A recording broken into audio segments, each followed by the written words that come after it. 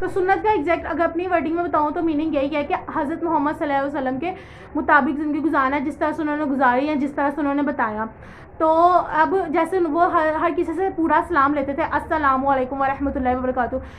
Guys F S C جب میں کر رہی تھی، سیکنڈ ایئر میں تھی، تو کالج میں ہماری ٹیچر تھی، وہ گفٹ یونیورسٹی سے پڑھ رہی تھی، پتہ نہیں ایم اے اسلامیات کر رہی تھی. تو وہ اپنا لیکچر وہاں سے اٹینڈ کر کے پھر ہمیں آگے جو ہے نا لیکچر دیتی تھی. تو انہوں نے بتایا کہ ایک سنت کو جو ہے نا ہمارے ترجمہ القرآن کا ہی تھا، تو وہ بتایا انہوں نے کہ جو ایک سنت کو زندہ رکھتے ہیں نا، اللہ ایک سنت کو جو زندہ رکھتا ہے، ٹھیک ہے، اللہ تعالیٰ اس کو 40 شہیدوں کے برابر ثواب دیتا ہے. اب 40 سنت کو زندہ رکھنے کا کیا طریقہ کار ہے؟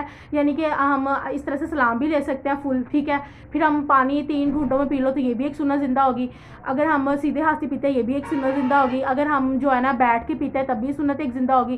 اسی طرح سے اگر ہم جو ہے نا نیچے جا رہے ہیں تو دعا پڑھتے ہوئے چلے گئے سیڑھیوں کی، ٹھیک ہے، سبحان اللہ، اور پھر اوپر آتے ہوئے اللہ اکبر، تو یہ بھی ایک سنت زندہ ہوگی. تو یعنی کہ ایک سنت زندہ کرنے کی 40 شہیدوں کے برابر ثواب ملتا ہے.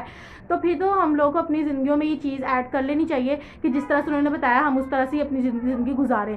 امید کرتی ہوں کہ آپ کے ساتھ جو میں نے باتیں شیئر کی ہیں اپنی اسکول لائف کی، کالج لائف کی، اور جس سے میں نے سیکھا، اور انشاءاللہ آپ کی زندگی میں بھی تھوڑا تھوڑا چینج آئے گا. یہی اگر ہم فنکشن میں گئے ہوئے ہیں ایک شوخیاں مارتے ہوئے یا جو بھی ہے، اس طرح سے کھڑے ہو کے کھانا جو کھا لیا وہی اگر ہم بیٹھ کے کھائیں گے وہ بھی ایک سنت زندہ ہو جائے گی. گھر میں انٹر ہوئے سلام لی، یہ بھی ایک سنت ہوگی.